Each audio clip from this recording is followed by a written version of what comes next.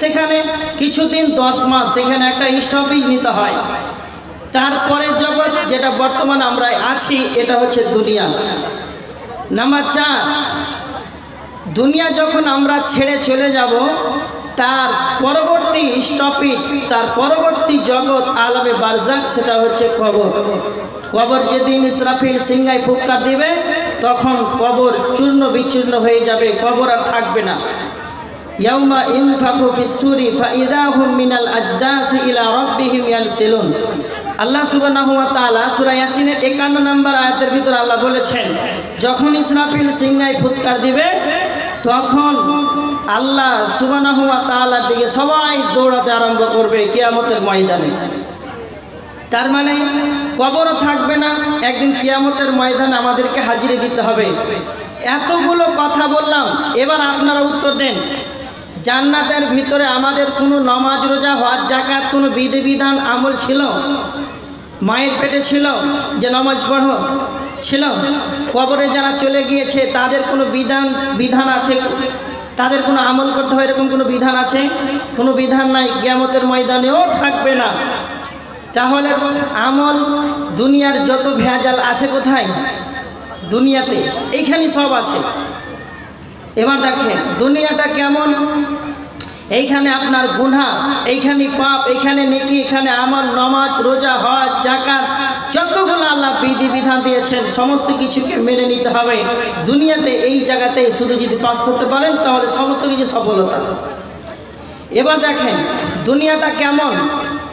দুনিয়াটা হচ্ছে বিবাহিত সুন্দরী মহিলার মতো। কেমন?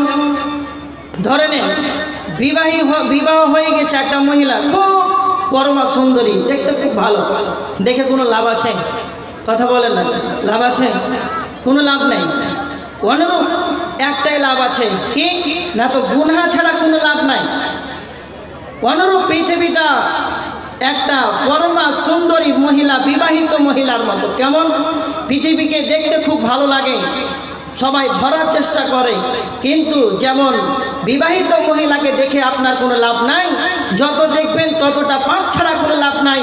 অনুরূপ পৃথিবীকে যত আঁকড়ে ধরবেন, যত ভালোবাসবেন ততটা আপনার গুনাহ হবে, তাছাড়া কোনো লাভ হবে না। তবুও আজকে আমরা পৃথিবী পেয়ে আজকে আমরা ভুলে গেছি।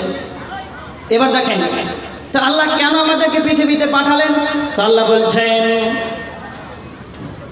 এ দুনিয়াটা এমন একটি জায়গা আমি তোমাদেরকে পাঠিয়েছি কেন?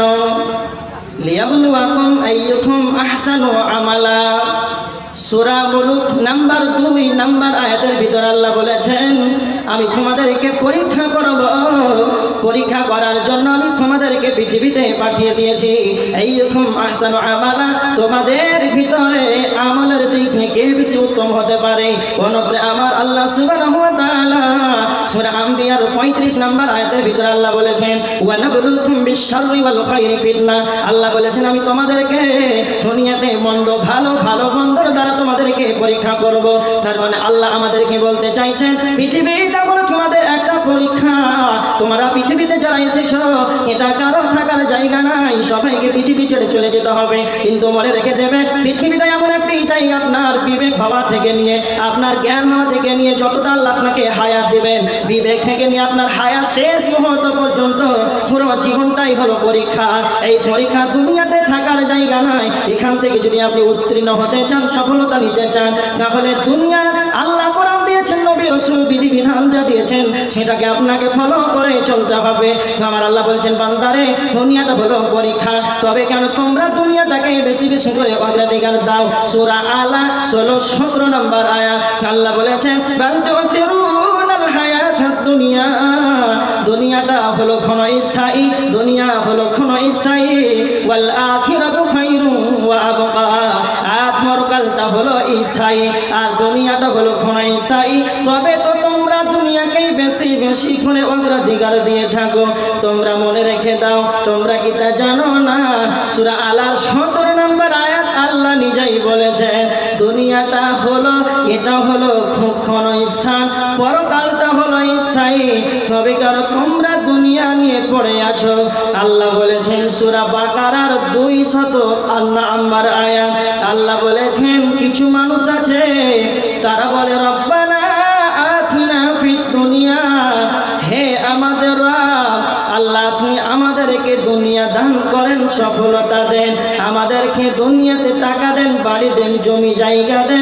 সম্পদ দেন, সম্পদশালী বানান। তো আমার আল্লাহ বলছেন যারাই দুনিয়া চাইবে রে ওয়া মা লাহু ফিল আখিরাতি মিন খালাক, তাদের পরকালে তাদের কোনো রকম কিছু অংশ মিলবে না।